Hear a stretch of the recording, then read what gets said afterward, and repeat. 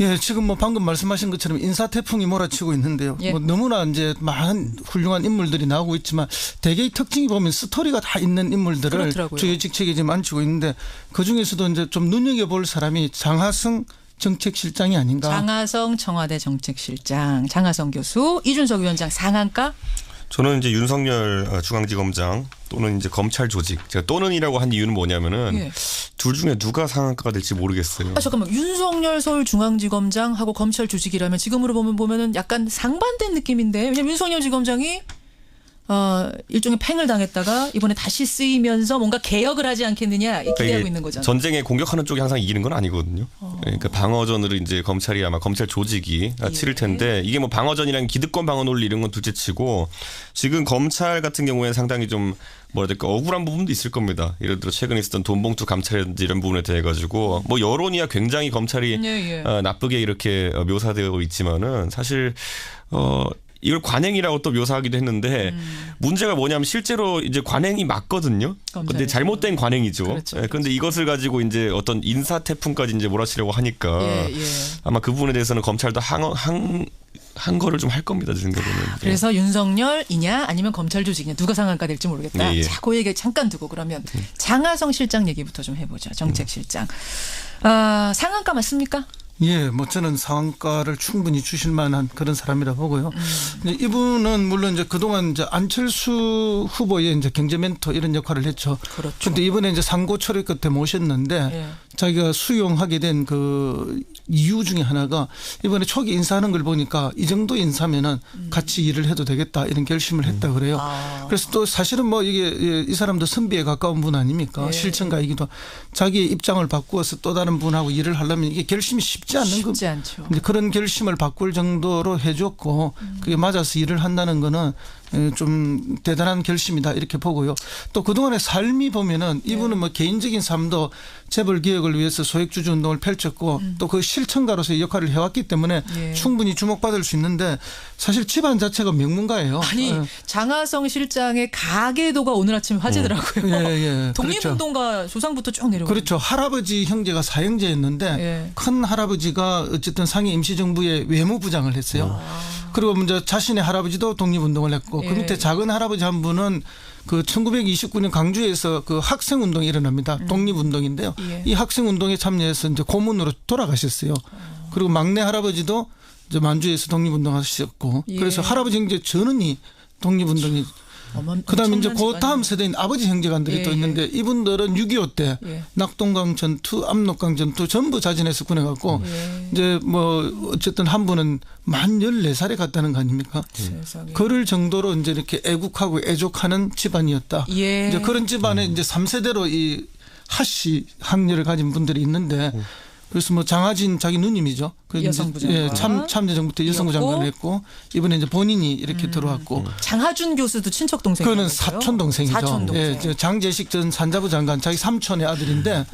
그래서 이분들이 이제 그동안 대한민국에 기여했던 것이 엄청난데 이제 이렇게 손자대 하씨 하형제 학렬 때에 와서 이제 다시 또 대한민국 사회에 기여하는 그런 모습인데 정말 잘해줬으면 좋겠고 그러게요. 국민적 기대가 크다 이런 말씀도 드리면서 사실은 이제 호남의 명문가를 넘어서 이제는 이제 이 세대에 와서 대한민국의 명문가로서 역할을 좀 해줬으면 하는 그런 기대로 제가 오늘 상한가로 잡았습니다. 집안이 좋아서 뽑으신 건 아니죠? 예, 그렇습니다. 그것만으로 뽑으신 건 아니고. 그동안 국가에 기여한 바가 크기 때문에 뽑았습니다. 자, 그러니까 이 장하성 실장이 김상조 공정거래위원장과 호흡을 맞춰서 어떻게 개혁을 이끌어 나갈까? 이게 이제 관건이거든요. 그렇습니다. 이준석 위원장 어떻게 보세요?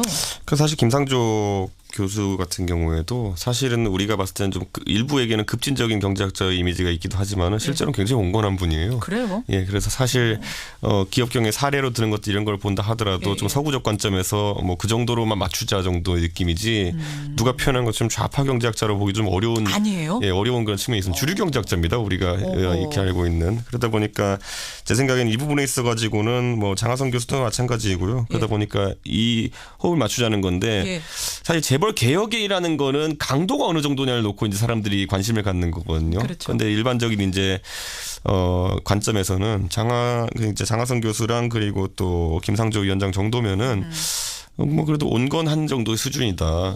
이것보다 더 센 분들도 많아요. 한국에 보면은 찾아보면. 야, 근데 보수 정당의 예를 들어 뭐 이준석 위원장이 그런 말씀하실지. 아니, 왜냐하면 뭐 김종인 장관 이런 분 생각해 보면요, 예, 예. 그분들은 더 센 메시지도 가끔 그분이 내세요. 더 세요. 네, 왜냐하면 그분은 정치적 이런 그 메시지를 겸비했기 때문에 예, 예. 말을 더 세게 하십니다. 그렇기 때문에 재벌 같은 거기는 실제로 재벌의 부동산을 매각하는 조치를 했던 분 아닙니까? 예, 그게 그런 이력이 있기 때문에 아마 기업에서도 보면 이 과거에 보면 김상조 위원장 같은 경우에도 2013년에 이제 박근혜 정부 출범하고 경제민주화라는 게 화두가 됐을 때 예. 오히려 삼성이 이분 불러다가 강의를 들었다니까요. 이게 어떤 레벨에서 어떻게 진행될지에 대해서 오히려 컨설팅을 받은 그런 이력도 있는 거거든요. 그러니까 이제 이분들은 재벌을 해체하자는 분들이 아니에요. 아니에요. 재벌을 개혁하자는 분들인데. 재벌들이 너무 벌벌 떨 필요는 없다는 얘기예요. 그럼 물론 뭐 재벌들은 떨 수밖에 없죠. 지금까지 재벌들은 전부 다 이렇게 반칙과 특권, 그다음에 갑질을 해왔던 게 사실 아닙니까? 예. 특히 큰 재벌일수록 더 그랬고. 그렇죠. 그런데 이런 뭐 반칙과 특권, 갑질을 없애고 제도 개혁을 통해서 어쨌든 그 경제 민주화를 이루는데 사실은 이제 이 경제 격차 해소가 초점이 뭐이죠. 그렇기 위해서 이제 제도 개선을 쭉 하자는 거죠. 그래서 뭐 대표 소송제를 한다든지 예. 그다음에 공정거래법을 개정해서 더 강력하게 불공정을 거래를 뭐 없앤다든지 예. 이런 그 해석 재벌을 국민의 기업으로 좀 거듭나게 만들자 알겠습니다. 하는 그런 여기서 흐름이라고 봅니다. 살짝 드러나지 않은 인연이 있다면 이제 윤석열 중앙지검장이 특검에 있었잖아요. 예. 근데 이제 특검이 처음에 이제 이재용 부회장 구속 기소를 할 때 처음에 실패했다 두 번째 됐잖아요. 그렇죠. 그런데 첫 번째 할 때 안 됐을 때 두 번째 되는 논리를 제공한 사람이 김상조 교수라는 이야기가 그래요? 지금 뭐 정설이거든요. 그렇기 때문에 아마 뭐 삼성 입장에서는 좀 불편한 그런 많이 불편하겠는데요. 그런 인사일 수밖에 없다라는 생각 정도는 하게 되는데 그래도 저는 개인적으로는 정치 권력과 경제 권력이 있을 때 뭐 서로 견제가 돼야 되는 상황이기 때문에 그 정도의 긴장 관계는 좋다라는 생각을 합니다. 알겠습니다. 그렇게 해서 장하성 실장 상한가, 이준석 위원장의 상한가는 조금 전에 이름이 나왔던 윤석열 서울중앙지검장, 그러니까 특검에서 뛰었던 그분이 서울중앙지검장으로 왔어요. 네. 근데 그분이 상한가가 될지 아니면 검찰 조직이 될지 어떻게 보세요? 자, 우리 잘 생각해 보면은 과거에 노무현 정부 때 검찰 개혁이 성과가 미진하고 실패했다는 평가를 받는 이유 중에 하나는 어떻게 보면 조직 외의 인사를 들여와서 조직을 개혁하려고 했던 것에 문제가 있었거든요. 강금실 법무부 장관. 강금실 법무부 장관이 뭐 다 뛰어난 능력 갖고 있겠지만 조직 논리를 돌파하지 못했기 그렇죠. 때문에 그런 벽을 못 넘었어요. 이런 일이 있었는데 윤석열 지검장 같은 경우는 특수한 케이스입니다. 조직 내의 인사였다가 약간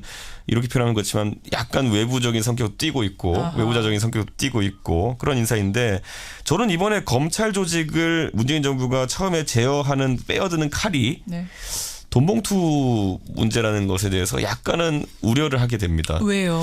왜냐하면 이게 원래 뇌물이라는 게 보면 김영란법에도 정확히 나와 있는 게 뭐냐면은 8조 4항에 보면은 상급자가 하급자에게 주는 경력금조의 돈은 김영란법의 적용 대상에서 배제한다로 돼 있어요. 그래요? 예외 조항이 들어 있습니다. 그렇기 때문에 이것은 뭐 김영란법 위반으로 보기도 좀 뭐하고 특정 사건에 대한 뇌물로 좀 보기도 뭐한 것이 그야말로 관행 중에 나쁜 관행 정도? 그러니까 그 금액이 액수나 이런 거로 봤을 때 뇌물죄 인정받기 어려운 그 금액이기도 하고 그래서 이게 말 그대로 수사까지 들어가긴 좀 어려운 사안이고 결국에는 이게 좀 조직한테 좀 잘못된 관행이니까 이제 앞으로 좀 잘해보자 뭐 이런 취지의 이제 무언의 압박인데 문제는 이게 딱 어느 지점에 해당하냐면은 글쎄요. 예전에 보면은 박근혜 정부에서 기강 잡겠다고 공직 기강 잡겠다고 이제 뭐 성완종 리스트 들고 이제 뭐 나섰다고 오히려 이완구 총리만 잡히고 뭐 이런 것처럼 이번에 빼든 칼이 과연 우병우를 관통할 수 있을 것인가?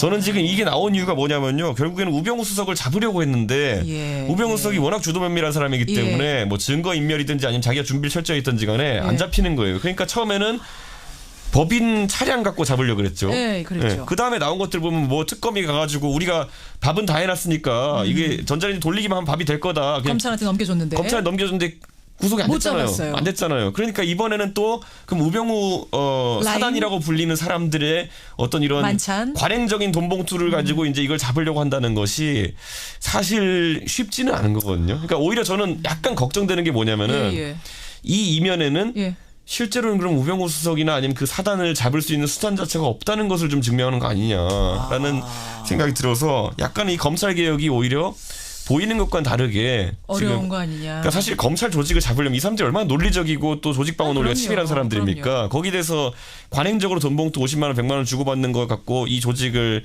뭐 어떻게 개혁할 수 개혁까지 있느냐라고 가능하냐? 했을 때는 회의적이다. 좀 약간 빼든 칼이 알겠습니다. 이것도 빵칼이다라는 생각이 드는 겁니다. 저는 이게. 빵칼 아니냐? 어떻게 생각하세요, 소장님? 이것 갖고 뭐 검찰을 개혁하거나 뭐 잡으려 하는 그런 건 전혀 아니고 그거 이거는 뭐 아니라고 단순한 중간에 일어난 이벤트라고 하나의 보세요? 이벤트에 불과한 거고요. 실제 이제 검찰 개혁은 뭐 쉬운 게 인적 청산이지만 예. 인적 청산을 통해서 뭐 어떤 개혁이 성공해 본 적이 없어요. 그거는 시간이 지나면 다시 원위치로 다 돌아가거든요. 문제는 제도적 개혁이 분명하게 돼야 되는데 예. 이 정부에서 하고자 하는 제도적 개혁은 뭐 이미 국민들이 잘 아시다시피 공수처라든지 그다음에 뭐 검경수사권 분리라든지 이런 것들이 대표적인 거거든요. 예. 이제 그걸 통해서 제도 개선을 통해서 국민의 검찰로 거듭나게 하는 것이지 뭐 이걸 통해서 뭐 사람 몇 사람을 어떻게 해서 어떻게 한다 그거는 뭐 전혀 아니고요. 다만 이거는 이제 그 초기 하나의 계기일 뿐이고 결국 뭐 그런 윤석열 검사가 지검장이 되니까 지금 검찰 내부에 반발이 있지 않느냐 이렇게 하는데 그 반발은 지금 흔히 뭐 3, 40명으로 되는 고위 간부들에만 있고 윤석열 검사가 23기인데 그 이하는 지금 어떻게 반발 없어요? 제가 볼 때는 지금 뭐 오늘 출근해서 아침에 검찰청 예. 화장실에 가득 차 있을걸요. 뭐 왜요? 검사들이 화장실 가서 막 웃는다고. 좋아가지고 잘 그렇죠. 됐다고. 일선 검사들이야 뭐 이번에 그래 우에 쭉 엎어서 나가주면 다 승진해야 될 건데. 승진 줄줄이 할 텐데. 저는 이번에 그래서 5기 수납하기 했습니다. 저는 제가 이번에 이 인사들을 보면서요. 아까 예. 제가 살짝 운을 띄웠는데 예. 김상조 교수 영입한 것이랑 예, 그리고 예. 윤석열 지검장 임명한 걸 보면서 예. 이 둘이 그럼 공통적으로 지금 가지고 있는 과제가 뭘까 생각했을 때 뭐예요? 결국 박근혜 대통령 뇌물죄 입증에 대한 부분 그거를 잘 처리하자라는 의미가 아주 강조된 인사라 그렇군요. 보고요. 왜냐하면 이 둘 다 그 실무자들 아닙니까? 아까 제가 그러네요. 말했듯이 한 분은 논리를 제공했고 한 분은 실제 파트너였네요. 수사를 담당했기 때문에 윤석열 지검장에게 주어진 미션은 이 수사 과정에서 어쨌든 철저하게 수사가 이루어지도록 해라 정도의 아주 국지적인 미션이고 오히려 제가 봤을 때는 검찰 개혁 담당자는 여기가 아닐 것이다. 컨트롤 타워가 윤석열 지검장이 그쪽을 신경 쓰기보다는 오히려 내부를 좀 다독이는 역할을 하지 누구예요, 않을까. 그러면? 누구? 그거야말로 이제 조국 수석의 역할에 달린 것이 아닌가라는 알겠습니다. 생각하게 됩니다. 오늘 인선 얘기하다 보니까 하한가 못할 것 같아요. 하한가 다음 주에 해야 되는 거 아닌가 모르겠는데. 근데 누군지라도 좀 들어보죠. 네. 허성무 소장님 하한가? 예, 저는 정우택 대표 원내대표죠. 아니 왜요? 정호태 원내대표. 왜 조금 전에 인터뷰하고 가셨는데. 그렇죠. 5.18 그 강주 기념식에 참석하셨잖아요. 그런데 이제 님을 위한 행진곡 부르지 않았는데 부르지 않은 거는 좋지만 예. 그 부르지 않는 이유를 기자들이 물었을 때 국민적 공론화가 없었고 대통령이 우리한테 사전에 언론이 없었다 이렇게 이야기를 했어요. 그러니까 부르지 않은 건 자유지만 그렇죠. 뭐 이유가 논리가 안 된다. 논리가 전혀 맞지 않죠. 왜냐하면 국민적 공론화라는 게 뭐 딴 게 있습니까? 그러면 그때 재창이 관례적으로 잘 되어 왔던 걸 합창으로 바꿀 때 네. 그때는 어떤 국민적 공론화가 있었죠. 아하. 근데 그때 그런 문제를 제기를 했더라면 이 이야기가 옳은 말이지만은 예, 예. 전혀 그렇지 않고 이미 국민들은 그걸 다 원하고 있는 걸 예. 해준 걸 불구하고 또 본인한테 언론이 없었다 하는데 사실 이런 것까지도 본인에게 다 미리 사전 언론을 해야 될 정도는 아니지 않느냐. 재창 문제까지. 네. 이거는 의논해야 왜냐하면 되는 건 국회하고 아니다. 협의해야 될 문제는 아니니까 국회하고 협의해야 할 문제라면 반드시 뭐 각 당의 원내대표들하고 의논하고 사전에 알려드리고 하는 게 맞죠. 알겠습니다. 그러나 그런 정도의 사안이 아닌데도 이렇게 말하는 것은 좀 명분이 약하지 않나 이런 저는 보수 정당인 이준석 위원장 네. 생각이 궁금하네요. 여기에 대해선. 뭐 제 생각에는 뭐 이제 원칙이 정해졌으면요 그 원칙에 뭐 맞춰가는 것이 뭐 답이 아닐까. 저는 이번 선거에 뭐 대통령 선거라는 것이 한번 치러지고 나면은 이런 것들에 대한 국민적인 어떤 판단도 이루어졌다고 좀 보는 그렇게 편이거든요. 보세요. 선거를 통해서. 그리고 이런 어떤 문재인 대통령이 좀 뭐랄까 긴급 조치 성격의 뭐 지시 사항으로 이렇게 하긴 했지만은 예, 예. 그래도 큰 반발이 국민적 반발이 적었다는 점에 있어가지고 자유한국당도 너무 민감하게 반응할 필요는 없다라는 생각을 하게 되어 있고 이제 그 아마 자유한국당에서는 그 대변인 명의로 무슨 뭐 북한군 개입설이니 뭐 이런 것도 이제 검증하자라고 나서는데 그랬어요. 예, 사실 뭐 그런데 그거는 학계에서 뭐 해가지고 할 일이지 지금 갑자기 뭐 어디 뭐 글 하나 읽고 그걸 갖고 검증하자. 공당이 뭐 검증하자고 나설 진짜 이런 북한군이 개입했는지 검증하자. 그리고 그 부분도 그런 상황은 아니라고 보기 때문에 사실은 그분들 그때 80년 당시에 군사 정권들이 군사 독재 그룹들이 신군부가 만들어낸 가짜 뉴스 아닙니까? 예. 오히려 강주 시민을 가짜 폐마, 뉴스죠. 강주 시민을 폐마하고 광주 5.18 민주화 정신을 뭐 오히려 이제 오염시키기 위해서 예. 그렇게 한 건데 그 가짜 뉴스를 지금 40년이 다 돼가는데도 아직도 확대 재생산하고 퍼뜨리고 믿고 있다는 게 이게 정말 공당에서 있을 수 없는 일을 하는 것이 아닌가 봅니다. 5.18 예를 들어 5.18 소위 말하는 그 보수주의 그래서 5.18 폭동설이라든지 이런 안 좋은 식의 묘사를 검색하면은 나오는 인터넷에 검색하면 나오는 사이트가 딱 한 군데밖에 없어요. 어디예요? 그러니까 뭐 일간 베스트 저장소인데 네. 그러니까 그 아주 특정 진영에서의 특정 좀 몰려 있는 사람들이 주장하는 이론을 가지고 공당이 이렇게 받아가지고 이 당이 이렇게 얘기한다는 거는 좀 이해가 안 가는 부분이긴 합니다. 알겠습니다. 자, 하한가 이준석 위원장의 하한가까지만 들어야겠네요. 뭡니까? 저는 뭐 이제 뭐 친박입니다 이제. 친박이 왜 하한가로 뽑혔는지는 정우택 원내대표와의 인터뷰를 통해서 서로 여러분들도 다 이해하셨을 거예요. 심지어 홍준표 추대론이 나오는 정도까지면요. 그러니까요. 제 생각에는 지난번에 제가 조원진 후보 0.1%도 예. 엮어서 얘기를 한번 한 적이 있는데 예. 이제 거기에 기대서 표를 얻으려고 하는 정치인이 없을 겁니다. 제가 봤을 때는. 친박이라는 것에 기대서. 그러니까 지금까지도 그렇게 뭐라고 해야 될까요? 최순실 사태 국면에서 보면은 예. 진심으로 친박이었던 사람이 있나 싶을 정도로 이제 좀 국면이 가긴 했지만은 요거 하나만 그럼 확인할게요. 예. 친박이 사라질 거라고 보십니까? 역사 속에서? 저는 박근혜 대통령의 사법 처리 결과에 따라서 조금은 이제 대구 경북 지역에서 특수하게 이제 다를 수 있다 보는데 전반적으로는 이제 좀 그 후광에 기대려고 하지는 않을 겁니다. 예. 하성우 소장님도 저는 뭐 여전히 대구 경북에서는 오히려 더 신화화되어서 살아남을 거라 봅니다. 좁지만 더 강하게. 그렇군요. 일을 해도 되겠다 이런 결심을 했다 그래요. 그래서 또 사실은 뭐 이게 이 사람도 선비에 가까운 분 아닙니까? 예. 실천가이기도 자기의 입장을 바꾸어서 또 다른 분하고 일을 하려면 이게 결심이 쉽지 않는 겁니다. 쉽지 않죠. 근데 그런 결심을 바꿀 정도로 해줬고 그게 맞아서 일을 한다는 거는 좀 대단한 결심이다 이렇게 보고요.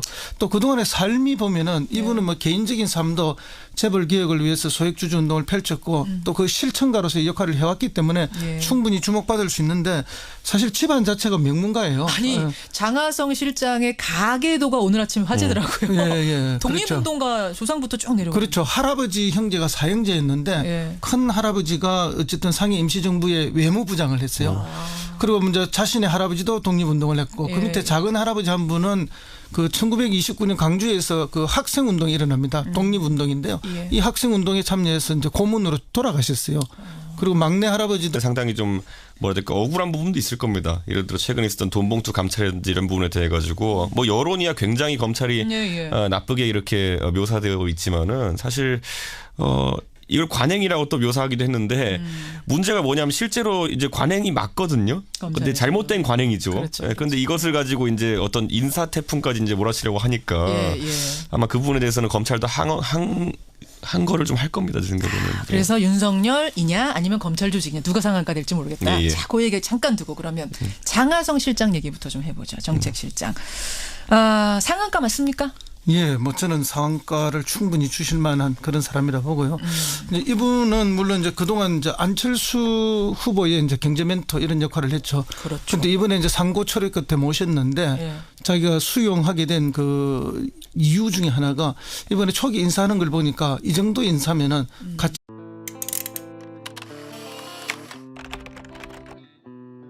예, 지금 뭐 방금 말씀하신 것처럼 인사 태풍이 몰아치고 있는데요. 예. 뭐 너무나 이제 많은 훌륭한 인물들이 나오고 있지만 대개의 특징이 보면 스토리가 다 있는 인물들을 그렇더라고요. 주요 직책에 지금 앉히고 있는데 그 중에서도 이제 좀 눈여겨볼 사람이 장하성 정책실장이 아닌가. 장하성 청와대 정책실장, 장하성 교수, 이준석 위원장 상한가?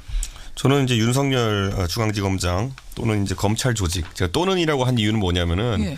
둘 중에 누가 상한가가 될지 모르겠어요. 잠깐만 윤석열 서울중앙지검장하고 검찰 조직이라면 지금으로 보면은 약간 상반된 느낌인데 왜냐면 윤석열 지검장이 일종의 팽을 당했다가 이번에 다시 쓰이면서 뭔가 개혁을 하지 않겠느냐 기대하고 있는 거잖아요. 전쟁에 공격하는 쪽이 항상 이기는 건 아니거든요. 그러니까 방어전으로 이제 검찰이 아마 검찰 조직이 치를 텐데 이게 뭐 방어전이랑 기득권 방어 논리 이런 건 둘째치고 지금 검찰 같은 경우에 이제 만주에서 독립운동하셨고 그래서 할아버지 형제 전원이 독립운동이 그다음에 이제 그 다음 세대인 아버지 형제간들이 또 있는데 이분들은 6.25 때 낙동강 전투, 압록강 전투 전부 자진해서 군해갖고 이제 뭐 어쨌든 한 분은 만 14살에 갔다는 거 아닙니까? 그럴 정도로 이제 이렇게 애국하고 애족하는 집안이었다. 이제 그런 집안에 이제 3세대로 이 하씨 학렬을 가진 분들이 있는데 그래서 뭐 장하진 자기 누님이죠. 여성부 장관. 참여정부 때 여성부 장관을 했고 이번에 이제 본인이 이렇게 들어왔고 장하준 교수도 친척 동생이죠. 그거는 사촌 동생이죠. 사촌 동생. 예, 장재식 전 산자부 장관 자기 삼촌의 아들인데 그래서 이분들이 이제 그동안 대한민국에 기여했던 것이 엄청난데 이제 이렇게 손자대 하형제 학렬 때 와서 이제 다시 또 대한민국 사회에 기여하는 그런 모습인데 정말 잘해줬으면 좋겠고 그러게요. 국민적 기대가 크다 이런 말씀도 드리면서 사실은 이제 호남의 명문가를 넘어서 이제는 이제 이 세대에 와서 대한민국의 명문가로서 역할을 좀 해줬으면 하는 그런 그러니까요. 기대로 제가 오늘 상한가로 잡았습니다. 집안이 좋아서 뽑으신 건 아니죠? 예, 그렇습니다. 그것만으로 뽑으신 건 아니고. 그동안 국가에 기여한 바가 크기 때문에 뽑았습니다. 자, 그러니까 이 장하성 실장이 김상조 공정거래위원장과 호흡을 맞춰서 어떻게 개혁을 이끌어 나갈까? 이게 이제 관건이거든요. 그렇습니다. 이준석 위원장 어떻게 보세요?